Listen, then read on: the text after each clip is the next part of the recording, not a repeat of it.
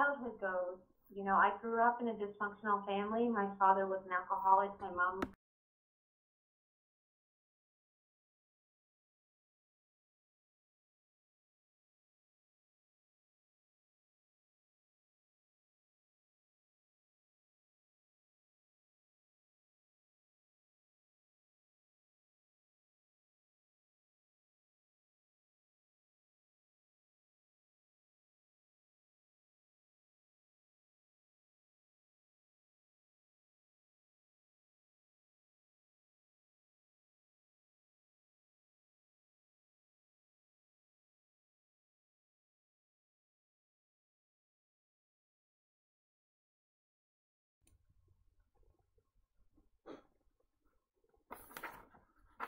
You're listening to The Bill Moran Show. Today's show is being streamed live on our Bill Moran YouTube channel. This show will also be broadcast on WVLP 103.1 FM on Tuesday, November 14th at 5 p.m. This show is underwritten by Recovery Works of Maryville. If you or a loved one are struggling with a drug or alcohol problem, please call us at 866-535-4673. This show will be broadcast on the Saturday following the 14th at 4 p.m. on WVLP. The Bill Moran Show is also available by podcast and on iTunes and YouTube. So today's guest is Amy Brinkley. We'd like to welcome Amy Brinkley to the show. Welcome, Amy. Thank you, Bill. And let me tell you a little bit about Amy. Amy has spent the last 14 years leading and investing in the lives of others. Amy has also facilitated, mentored, and created recovery programs for more than 300 women over a 3-year period of time for the Department of Corrections. Amy is also presented as a certified recovery specialist for the Indiana Department of Corrections, MHA, NAMI, and the DMHA, which is the Division of Mental Health and Addictions, since 2013 on an average of 2 to 3 times monthly. She is also the author of Glimpse of Blind Faith, which was released in 2013 and is available on Amazon.com. And Amy will be talking about that a little bit later in the show. So welcome again, Amy. So let's start out talking a bit about how you got here, your road to where you are today, being an advocate, an author, and a public speaker. So why don't you tell us a bit about your childhood, where you went to school, where you were brought up, and a bit about your road to addiction and eventually recovery. Okay. Thank you, Bill, for having me on the show. It's really an honor. I love what you're doing. I love that you're getting the word out there that recovery is possible and that you're advocating for those who really don't have a voice. Those who are still lost need to know that there's hope. So I just want to say thank you for what you're doing. Going back to my childhood, I was raised in a dysfunctional family. My father was an alcoholic. My mom was codependent. When we were growing up, there was a lot of abuse and stuff in the home. I moved around a lot. So when I think back to my school years, I grew up, I got straight A's. I had no problems in school, but we never really settled anywhere. We were constantly moving. So I was always having to learn, a new environment, a new school atmosphere. I was always having to make new friends because we just never stayed anywhere very long, all the way through my childhood, really, elementary school, middle school, and even high school. So when it was the summer before my freshman year of high school, my mom officially decided that she had had enough once and for all, and she filed for a divorce. She sold the house, packed the U-Haul, and moved myself and my 3 siblings. I have 3 younger brothers. She moved us from a little town in Eufaula, Oklahoma, to Lafayette, Indiana, which is where her family was from. So that was the last time that we ever lived with my father, and that kind of sent me for a tailspin a little bit. So I had gotten straight A's all the way through school, but starting out my freshman year at a big high school, when I came from this little small middle school, was a struggle for me. And that was the first year that I really started having problems. And I had lived with my aunt for a while, and she saw the decline. You know, I stopped making friends. I started skipping school. I went from being a straight A student to barely making it to class. I started getting in trouble. I started hanging out with the wrong crowd, and I was hanging around with my sister and her friends, and they were all drinking. And growing up in the home with my father, that was one of the things I said that I would never do. I didn't want anything to do with drugs and alcohol. I saw the devastation it had left on myself, my family, my siblings. I didn't want anything to do with it. But that my sophomore year was the first time I ever drank, and I drank some wine coolers. And I remember waking up the next day, and I really wasn't too impressed with it. But it didn't stop me. So, you know, we experimented through high school, just as, you know, at parties with my sister, with her friends, and stuff like that. We, you know, dabbled in some things, but nothing really major. I had almost a take it or leave it kind of mentality. I really didn't care for it, but it was kind of to fit in. And so that was kind of what I did. Graduated high school, moved on with my life. You know, the first real big struggle that I can say that I had came when I was 21. My 16-year-old brother committed suicide. I was pregnant at that time with my second child. I was married for a long time, and I didn't drink or use drugs throughout any of the pregnancies because, like I said, I had this take it or leave it mentality. And just occasionally I would drink even up until that point. It was nothing ever serious. But when I got pregnant, you know, that helped me stay away from it. I kind of dealt with my brother's death by throwing myself into my career, into raising my family, and just moving my career forward. And I did that for a number of years. Do you mind me asking, what was your career at that time? I was working as a supervisor at Caterpillar in Lebanon. So that was one of my biggest things. Well, no, let me back up. I take that back. When I was pregnant with my second child, I was actually working as a supervisor at Subaru here in Lafayette. And then a short time later, I ended up going to Caterpillar. But after my brother's death, yeah, I was here in Lafayette working at Caterpillar. So do you feel a lot of that was your brother's death was the catalyst to this, or was this something was a factor before that? No, so I would say it would have to be after, because my brother died. My 16-year-old brother committed suicide in 2001. Between 2001 and 2009, I led a normal life. You know, I was working in corporate level manufacturing. I had a husband, kids, we had a business, cars. You know, we had everything going for us, and life was fine. You know, I had some trials, some ups and downs, like I think is normal for most people. You know, life's not a straight line for most people. But when you reference a catalyst, I would say that mine happened in 2007. And what had happened, it was actually a series of events, and they all happened really quickly. So I was working, this was when I was working at Caterpillar, and I woke up one morning and I couldn't move my shoulder. I had a torn rotator cuff. So they sent me to the specialist, and I had to have immediate laser surgery because I couldn't even move my arm, and it was very painful. And I got the surgery completed. They put me in physical therapy, where I ended up getting prescribed pain medications for almost a full year. I found out during that time that my husband was having an affair. I had the torn rotator cuff. I started self-medicating with the pills. The next thing you know, I'm addicted. You know, something I said that I would never do and that it would never happen to me because I knew better, right? So I became addicted to the pain medication, and then we basically started on the divorce. I quit my beloved career that I just spent like 10 years working on, and my mom died, and I was arrested for prescription fraud, forgery, and armed robbery. I did some time in jail. I had never been to jail before, so I fell from grace, and I fell hard.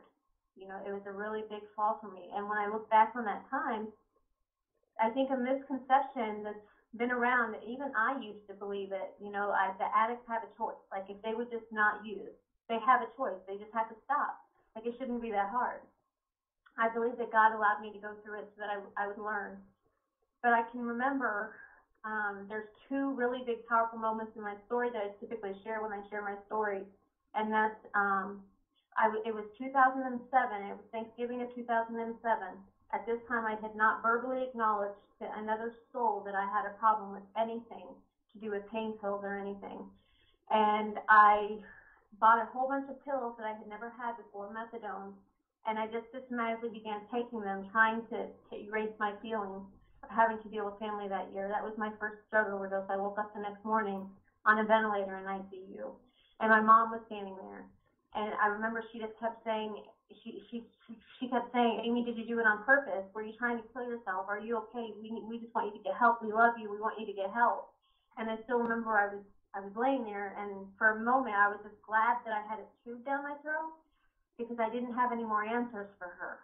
What I recognized and what I realized in that moment was that with every inch of my soul and being, I wanted to stop, but equally as strong or stronger, I knew that I couldn't. And that was a really scary place for me to be.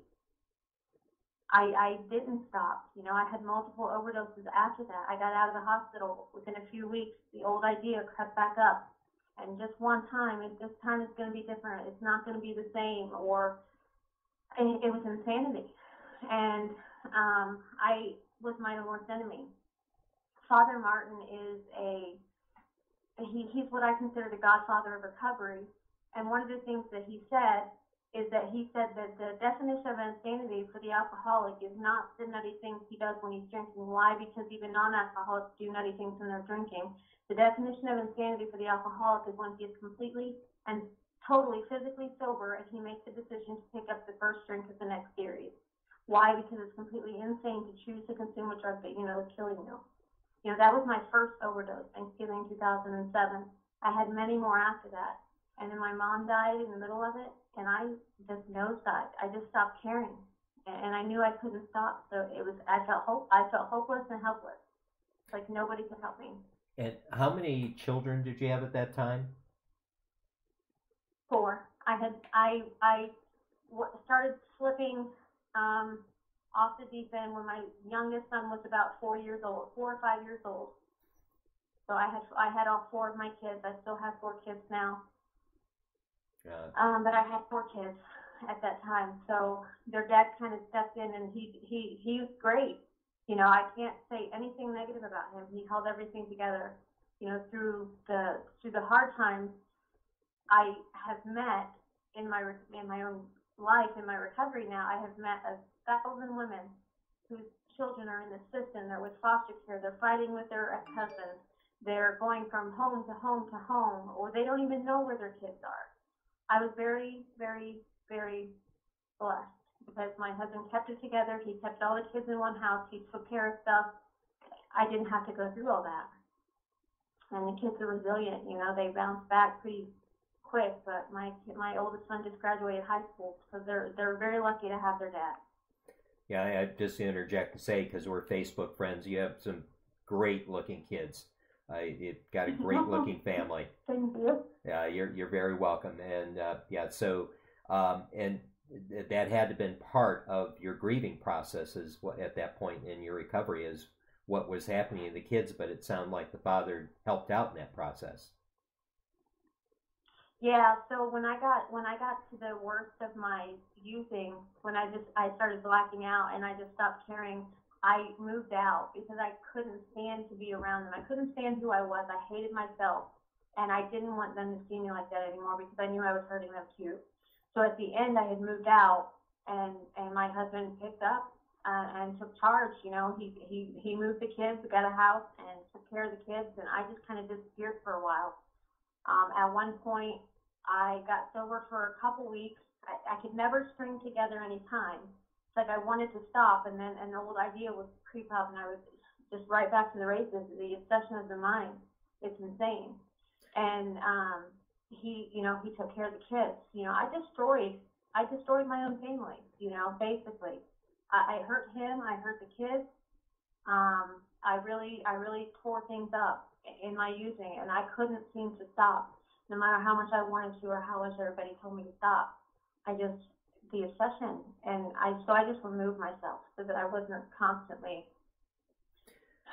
So when you hurting first them. when you first overdosed, you overdosed with methadone. But after that, what was your drugs that you were using after your first overdose? So when I overdosed on methadone, I had never taken methadone before. I only took those because I couldn't get my drug of choice, which had been Loratabs, because that's what I had been prescribed for about 12 months before that.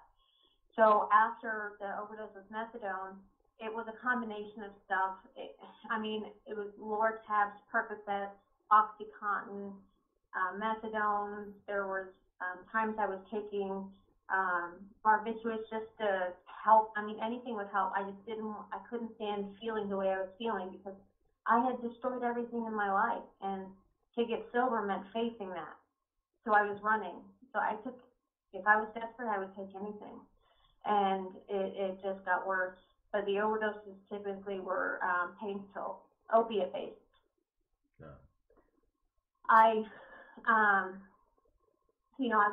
did go to jail, and I went through a phase for about 3 months. They had me on suicide watch, where I wasn't eating, and I couldn't stand being awake. When I was awake, I could do nothing but cry. I had no drugs in my system. And so when I was awake, I could do nothing but cry. So then I would just sleep, and they couldn't get me up to eat, so they put me on suicide watch. It was just really nasty in the beginning when I was going through my withdrawals, especially. But I was incarcerated. I want to say it was right around 6 months before anything happened as far as a spiritual change for me. I stayed in the local Tippecanoe County jail for about 3 months before they transported me to Rockville Correctional Facility. And when I got to Rockville, I signed up for their Clean Lifestyles is Freedom Forever. It was a governor initiative that Governor McDaniels, initiated. It was a therapeutic program meant to help people come off drugs before they're released back onto the streets. Signed up for that program, not thinking that it would help me. I knew I was helpless. I couldn't seem to get myself under control no matter how much I tried. And I signed up for the program. I was there in the program for about 3 months, and they sent me back to Tippecanoe County Jail to wrap up an old case, to wrap up the final paperwork. It was like a final hearing. And then they shipped me back. Well, while I was in the county jail, I had a phone call with my ex-husband, and he basically said, I'm moving on with my life, and you need to do the same. And I remember I said a whole bunch of stuff. I screamed, I cried, I slammed the phone down, and I went to my room, and I slammed the door shut. And for the first time in more than 8 years, I hit my knees, and I just cried out to God. I said, God, there's not much left for me, but if you want what's left for me, you can have it. I had screwed everything up. The facade was over. I was sick of pretending everything was okay with me and that I didn't need help. I was sick of the pride and the ego that I had been holding on to, hoping that nobody would see how bad I really was. Like my life was over. My husband was gone, the kids were gone. I had no future. My career, I could just, that's gone. I have a felony record now. And I just said, God, you can have it. I'm done.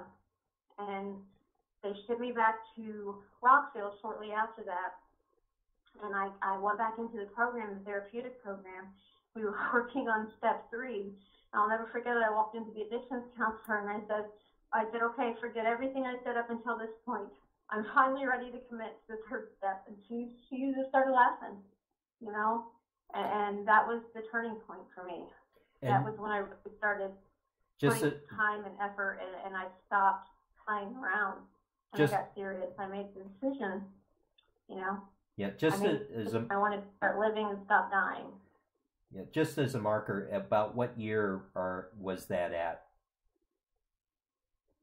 What year was it? Yes, the year that you. First of all, what year your husband said that's it, he's moving on, and then where you went in and said, I'm ready for the 3rd step. It was right around, I want to say, August or September of 2009. maybe a little bit later, but nothing more Okay. than a few weeks. All that time is kind of fuzzy because it was so long ago and I was so newly sober. The time kind of melts together because you just stop caring. Right. But it was the end of 2009. That was when that happened. So my actual sobriety date is April 3rd, 2009. That was the day that they picked me up, and I went to jail for the last time. And so that's the sobriety date that I choose. I had actually been clean for a few days before that, but I don't consider, I just go with what I know. I know that I was arrested on that day, so that's the date I chose to use my sobriety date. So I've got about a little over 8 years sober now, but when so let me talk about this for a second, because I know we had talked about, where is it? We had talked about in my initial recovery and then how many years I've been in recovery. So my initial recovery was late 2009, but I don't believe for me that the obsession was lifted of drugs and alcohol until about 3 years in. 3 years into my sobriety, and there's a reason for that, and I usually tell this story when people ask, but I had already been actively, doing 12 steps and engaging in recovery communities. I had been helping the prison staff at both Rockville and Madison Correctional Facility create recovery programs. I was facilitating recovery programs. I was starting 12-step groups. I threw myself into it heart and soul that I wanted a new life, and I didn't want to go home and be addicted to anything ever again. So I was, making the efforts that I could on my end to see that through, not knowing what it was going to really be like when I got home. So there was this constant fear hanging over my head that this is fine in here, but what's going to happen when I don't have this structure and I go back out? Because when I go back to my experience, I couldn't control myself. I would get around it, and I would just, a random thought, and I would do it, and then I'd be kicking myself later and not knowing how it happened again. So there was this constant level of fear. I was 3 years into my recovery, into the system, when I got a phone call from the case manager to come down to her office. When I got to her office, she picked up the phone. She dialed a number and she handed me the phone, and it was a doctor from a Lafayette emergency room. He said, "Amy, we have your brother here. He's attempted suicide. He took a whole bunch of pills, and he's left a suicide note. We need to get in touch with some family that's local so they can come down and talk to him. We ran some brain tests. He has no brain activity left, so we need someone to come down and talk to us about what they want to do, if they want to keep him on the respirator or not." So that was a turning point for me. One of my reservations on and believe you me, there was always drugs and alcohol available everywhere I went, whether it be the county or a local IDOC. It doesn't matter where you go, there's people getting stuff in. So it's not that it wasn't an option. It's more restrictive in some sense, but it was always there. But that was one of my reservations on my list with my sponsor, was that if anything ever happened to a close family member again, I didn't know how I would respond.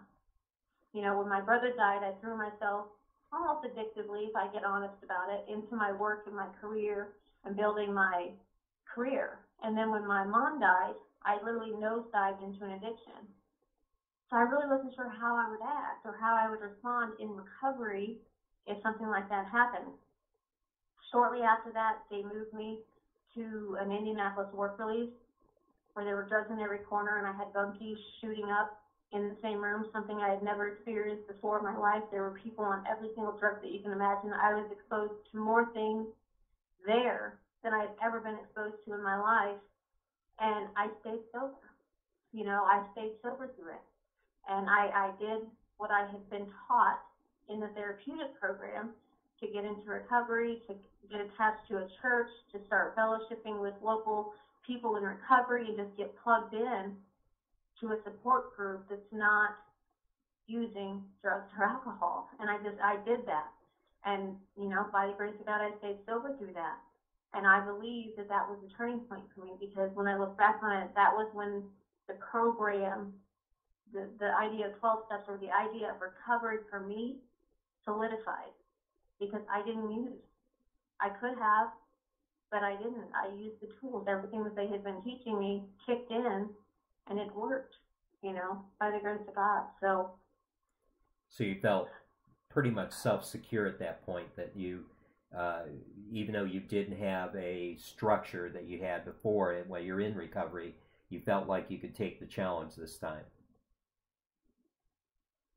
yeah, because I threw myself into it, and going through it, it didn't feel that way. It was just a constant, anybody in recovery, we're taught to live a day at a time. So I only live a day at a time, and I stay in the moment. So when my brother died and I'm thrust into society again for the first time, I'm thrust into a whole new environment at this work relief center for the first time, and I'm going through this whole grief process all of a sudden again. All of this combined was grounds for a relapse. So I knew from my experience that I needed to throw myself into recovery even harder. So that's what I did. I signed up for a 12-step workshop. I got a new sponsor. I started working the steps again, even though you don't necessarily have to. But I did anything and everything I could just to stay busy. So I wouldn't even say that I felt secure going through it during that time. But in hindsight, I look back on it and I can see that that was the turning point for me. I recognized that this is what I want to live. This is how I want to live. I don't want to go backwards. I want to go forward. I made a decision and I moved forward. And so that was when I knew the obsession had been lifted. I wanted to stay sober. I wanted to be clean. I wanted to go back to my family and not be a burden anymore. Amy, at this point, we're going to take a little break and we're going to turn off the audio to our stream. So we'll give you a chance to get some water and get ready for the next half hour. So, folks, we'll be back in a few minutes.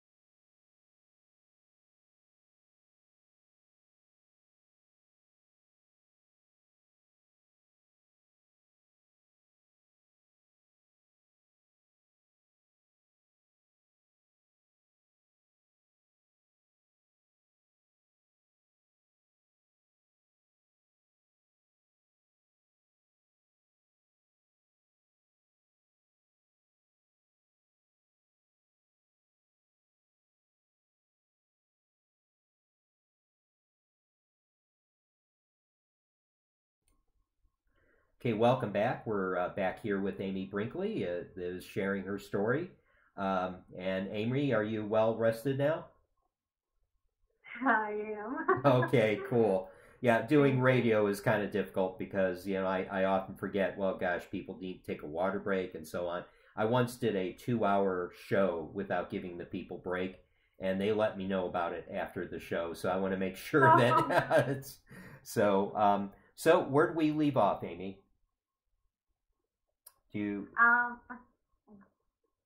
We left off. I was just after my second brother committed suicide, and I knew that I was going to stay sober, and I had thrown myself into outside recovery in Indianapolis.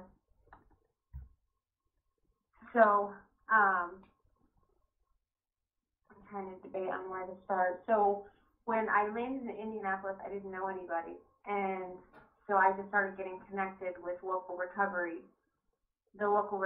community, and began to learn what recovery looks like outside for the first time. And mind you, up until this point in my life, I had no idea or concept of addictions, recovery, the clinical addictions approach. I had no idea about any of this stuff. So I was literally learning everything as I went.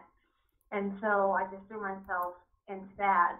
I was there in Indianapolis for roughly a year, where I did the faith-based. I attended church on a regular basis. I was attending 12-step meetings on a regular basis. I attended Celebrate Recovery on a regular basis. And then I was told about this new program that was called the Certified Recovery Specialist Program. And they said that they said that it was a training for people with addiction history with lived experience. Well, I obviously fit that category, right? So I was very interested in that. So they said that I had to put in a $35 application fee, and I could go to the class if I was selected. So I did what I had a case manager who was helping me, mind you. So it wasn't all my doing. But I signed up for this class. It was a 5-day class.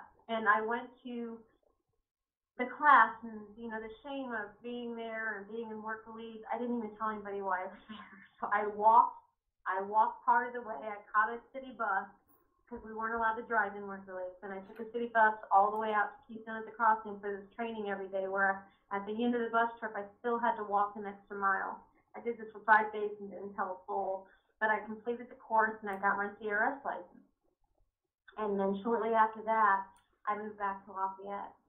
When I got to Lafayette, I did the same thing I had done in Indy. I just started getting plugged in. I started going to meetings. I started talking to people in recovery. I started reaching out and branching out. And one of the things that I had heard at the Certified Recovery Specialist training was about NAMI, and you talked about that when you opened. NAMI stands for National Alliance on Mental Illness. So my brother had just committed suicide less than a year before that.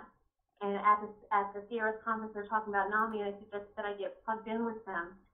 And so that's what I did. When my brother died, I was angry. I had some questions for God, and I just wanted to learn more. And I wanted to figure out why this keeps happening and what are we missing? How can we stop this? Because the cycle of violence and the generational curses, my family's not the only one with these issues, addictions issues.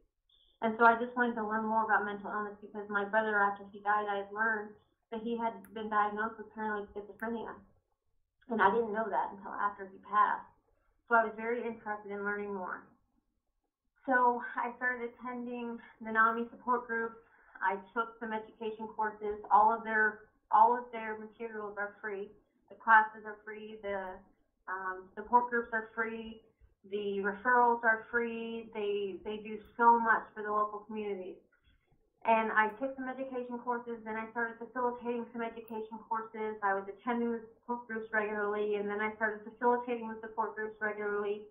And Patty Wallenberg, she's the NAMI West Central Indiana office executive director. She's now retired, but she was there for probably, I want to say a whole 3.5 years or so before I moved. She was here, and she helped me. She was like a mother hen to me. So she kind of took me under her wing, and she got me plugged into all of these different recovery-based classes, trainings, courses, anything she could get me plugged into. Well, she was also visiting Westville Correctional Facility once a month and doing a prison guard training to all the new hire staff that come through the prison. And what it was is it was a stigma busting campaign. So a family member of someone with a mental illness and then a peer, someone living with a mental illness, comes in and they share their stories with corrections staff newly hired as part of their psychological initial training. So it's kind of a stigma busting thing. So she asked me if I wanted to come with her. I said, yeah, of course, at least try it. You know, I'd like to do something with my story. And for me, in a way, it was giving back because my brother had been there and I knew he had not experienced very good things. So for me, it was kind of like an honor in his name. You know, if I can come back and kind of educate staff a little bit, maybe help them realize that you're not just dealing with another thug criminal. These are actual people with families, with moms and dads. This is someone's child. So that was kind of what I did, and I did that for almost 4 years. I went in there once a month, every month, to talk to prison guards. That was one of the best things that I ever did, because it was my biggest way of giving back. And it always helped me remember where I was, where I'm at, and where I still wanted to go, you know, because it kept me humble. So I did NAMI for about 3.5 years. They're local, they're everywhere, they're national, so they're in every state. Here in the state of Indiana, there's more than 20 local affiliates, and then there's a NAMI Indiana state affiliate, and then there's a NAMI national affiliate based out of Virginia/Washington, somewhere over there. Mm-hmm. So that's what I did, and I volunteered about 3 or 4 years, and then I moved to Northwest Indiana, where I got a job at a local behavioral health center using my certified recovery specialist license that I initially got while still stuck in Indianapolis. So they hired me on as a peer support, but then they decided that they would rather use me in the family and youth department as a parent support specialist. So they ended up putting me in the wraparound services program. So I had to go back to Indy to get training from the Division of Mental Health and Addiction and become a wraparound service provider. So that was kind of my initiation into behavioral health, and it started with volunteering. So I just kind of moved in that direction, and that's kind of the way my life's been. You know, I just do the next thing that God, okay, God, you know, wake up every morning, okay, God, what do you have for me today? So give me the help to get through this day sober. And at night, I thank Him for the strength to get through that day, you know, because, like I said, we're taught to live one day at a time. So I still volunteer for the local recovery communities. I still volunteer for NAMIs, and I just try to do my part in being a part of, instead of living in my own selfish mess. Right. So you basically feel that by helping and contributing back to the community, which you came, you feel like that's helping you in your recovery process. Yeah. You know, I was told by one of my first mentors that you can only keep what you have by giving it away. Right. And you know, so volunteering is a tool that you use not only to obviously reach out and do good, and by God's will, His work, but continue on with your own recovery even while you're helping other people out with theirs. And whether it's be training a prison guard from how to think about it from the person's perspective, what they're going through, which is extremely helpful. And I think, again, one of the things that you know, we talked about on the phone is stigma, and overcoming the stigma of that this is an actual disease as opposed to someone just behaving badly. So right. Well, so so let's go on from there. So you went on from there to do some other outreach. Yeah, so some of the things, I moved to Northwest Indiana and I started working for the Behavioral Health Clinic. I was volunteering for the local NAMI. Some of the things that we got started over there was the CIT, which stands for Crisis Intervention Team Training. It's a national model designed to train police officers how to recognize a mental health crisis, verbally de-escalate the situation, and divert from jail, but rather divert them to a local resource that will help them. I mean, if it's a serious crime, then yeah, they're going to have to, have consequences. But if it's someone just trespassing, or, if it's something that's preventable or could just be pushed to the side, and that's the goal of the CIT. So there had not been any CIT training for the Gary Police Department for quite a few years. So when I moved there, we had 2 different trainings for the Gary Police Department, which was well received, I thought. And what it does is it brings together your local community stakeholders. They come together for a 5-day training, 40-hour training course to train police officers how to recognize, verbally de-escalate without violence, and jail divert.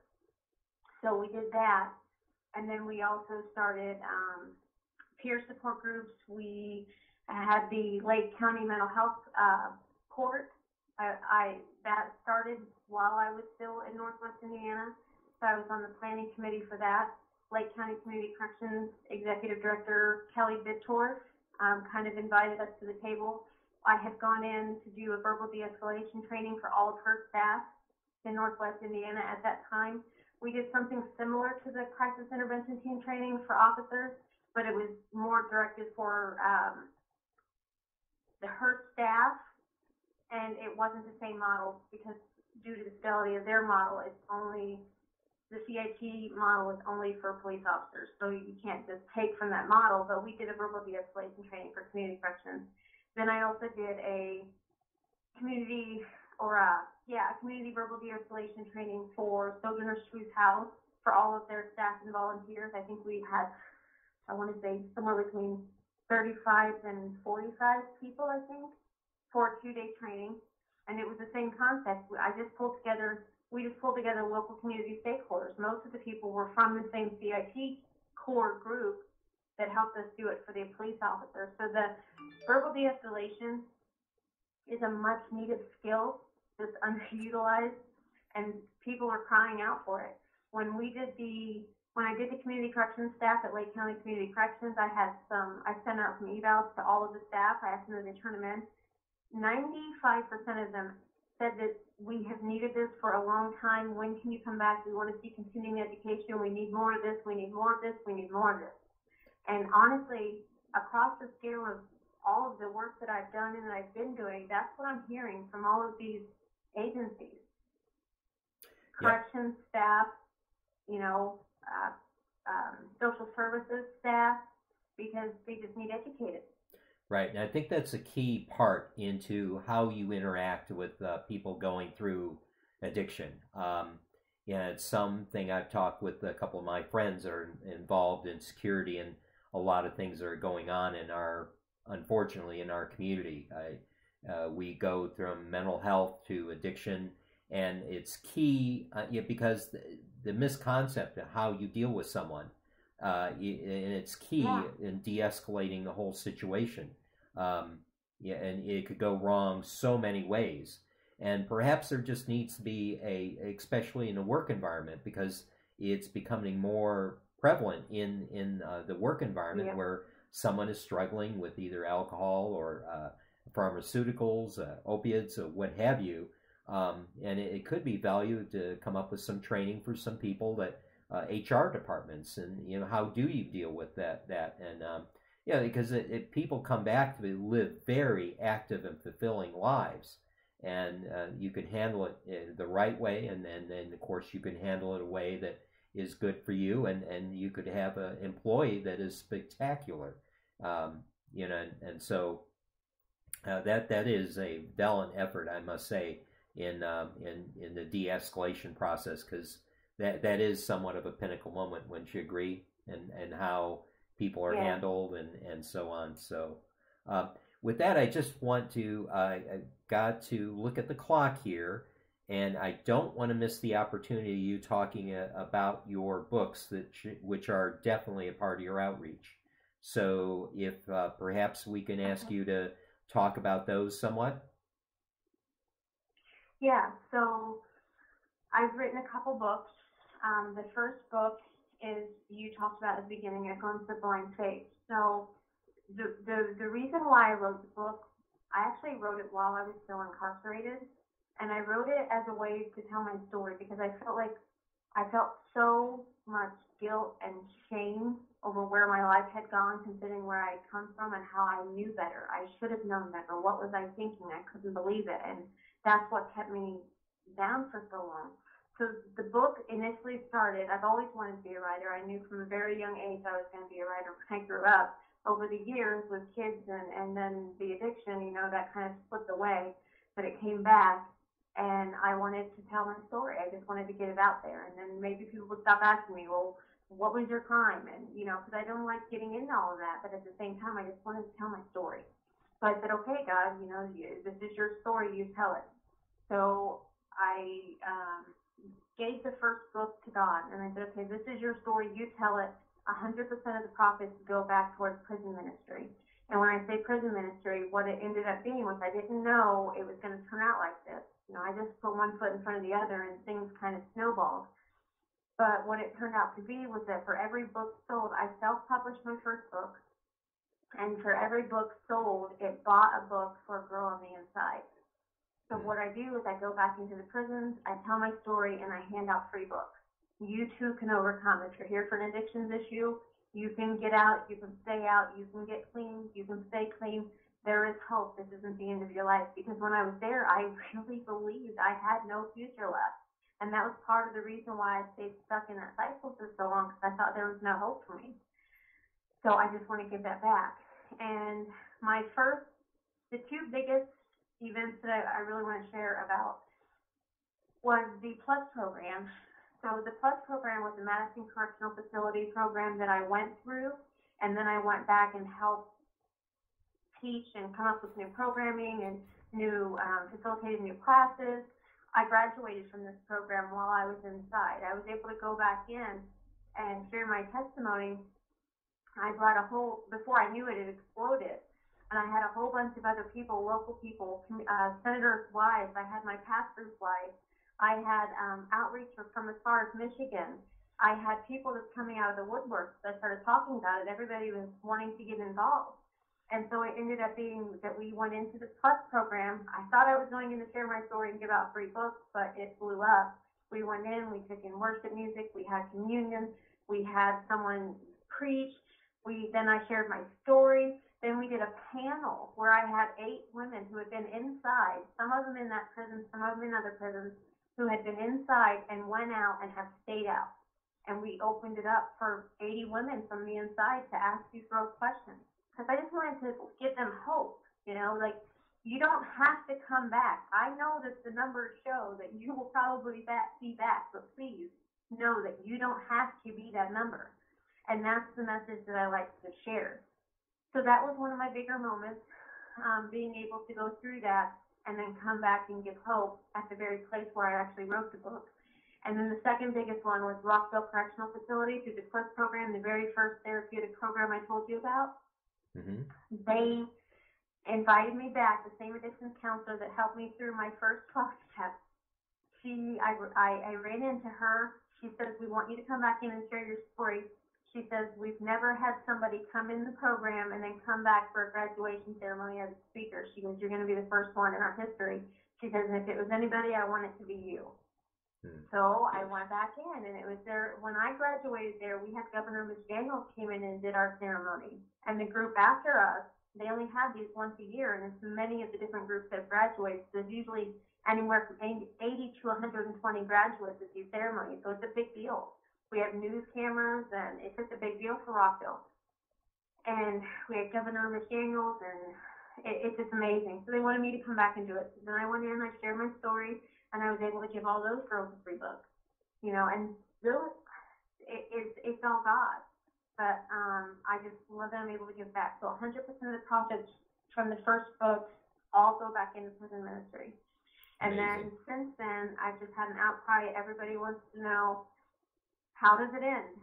Because my story didn't end there, obviously, right? So I'm standing in front of them, and I'm now doing this, this, and this. So everybody was asking for a sequel, so I wrote the second book, and I haven't quite released it yet. And then about 3 or 4 months ago, well, no, I take that back. It's been about 9 months ago, a gal reached out about an anthology, and it was a series of about 12 authors that were coming together to write inspirational stories about Jesus and overcoming through Christ in one book. And she asked me if I'd be willing to share my story. So I just kind of shortened my story up and submitted that, and she accepted it. So I have a third book that's called Crazy Faith. So those are the 3 books. No. And it all comes back to giving back. You can only keep what you have by giving it away. I truly believe everything happens for a reason. Yes. And God didn't bring any of us this far just for it to be for nothing. Right. And I do want to go it and share. Go ahead. I didn't mean to talk over you, but I do want to remind our listeners that if they go to the promotion that we did for the show, they can find links to Amazon, one to your author page if they want to find out more about you, plus a link to your first book, if I remember correctly. So you can go ahead and purchase it. And is it available in all the typical methods? You could get it as a book. Could they get it in a Kindle format as well? Yes. All right. They can do Kindle. All right. Which I think hard copy. Great. So, so what are your plans for the future after this? You're going to complete. You're in the midst of writing that third book, right? Yes. So the third book will be hopefully released, I want to say early next year. Okay. I mean, you've got a job, obviously, and so, but I mean, I've known authors, and it is probably the most difficult process in writing a book, because you start, maybe that shouldn't be in there, and so on. So people have realized it's not. You just sit down, and next week you have a book. So you got a job. Well, yeah. Well, this one was actually, believe it or not, already written. But then I attended an authors conference, a Christ-centered authors conference recently, and I presented my book idea to a couple different publishing companies, and they gave me some suggested feedback. So now I'm trying to incorporate their feedback into the book, and they'll definitely buy the book. I can sell my book to a traditional publisher this time and be like the real deal. Awesome. So I'm working on that. And then, like you said, I have 4 teenagers. My oldest just graduated high school. He's going to college. I have 2 new high schoolers. So I have a full-time job, and I'm still advocating in the local community, and still doing 12 steps, and still mentoring. So there's just a lot of stuff going on right now. Yeah, I understand. We are pretty proud of what you've done so far. It's just amazing, the inspiration you've been to so many by your books and through your story has been absolutely amazing. We are getting close to the end of the show. Unfortunately, I've got to fit this into an hour. Wish we had 2 hours, but that just isn't possible. Is there anything else you wish to share with our listeners before we have to say goodbye? There was one thing, and now I can't remember. You know, my motto is that recovery is possible and peer supports matter. So if anyone's out there struggling with addiction or even a mental health crisis, just know that this too shall pass. This is just a temporary moment. And what I've been taught is it's one day at a time. And as long as you don't drink or use anything today, tomorrow is a new day, and there's still chance, there's still hope. So just don't give up. Right. I'm sure they appreciate that out there. It's difficult within the moment. People I've known that have gone through that process, it's been grueling, and it is definitely helpful having some type of light of hope to shine out there, and that's something I think that you've definitely provided, Amy, and we appreciate you coming on the show and carving out some time for us, and maybe we could have you on again. Thank you very much, Bill, and I'm very honored to be here, and I'm just so happy with what you're doing with this show. So just keep up the good work. Yeah, and another show that we are going to start engaging with is The Walk, and we'd like to talk to you about that, Amy, and perhaps get some feedback for you, and that's where we have people come on and share their story, and also share the music that tells their story. So perhaps we can have you back to talk about that a little bit more and get your feedback on that. So listen, Amy, it's been an absolute pleasure. It's been very interesting listening to your story, very inspiring, I'm sure, to many people. And the fact that you're now giving back to the community and you've become an author is just phenomenal. So again, if you would like to find more information about Amy, on the promotion we did for this, there is a link to the author page for Amazon and also a link to her books. So with that, Amy, we wish you a very pleasant evening and the rest of the week, and we hope we can have you back here again. Thank you. Thank you. And with that, I'm going to have to close out the show. You've been listening to The Bill Moran Show that has been streaming live on the YouTube channel. And for those listeners out there, I think that I'm getting some reports that there's been some congestion and some delays. Just be assured, once the video is fully uploaded, you'll be able to watch it in its entirety without any disruption. So please come back and view the video at your leisure. Again, this has been The Bill Moran Show. And if you would like to listen to the show again, it will be broadcast on WVLP 103.1 FM, and you could also stream it live from WVLP.org. In addition, after the show, we will be rebroadcasting the following Saturday, and you can also tune in by using your TuneIn app. So we wish you a pleasant evening and a pleasant rest of the week as well as the weekend. So with that, we say goodbye.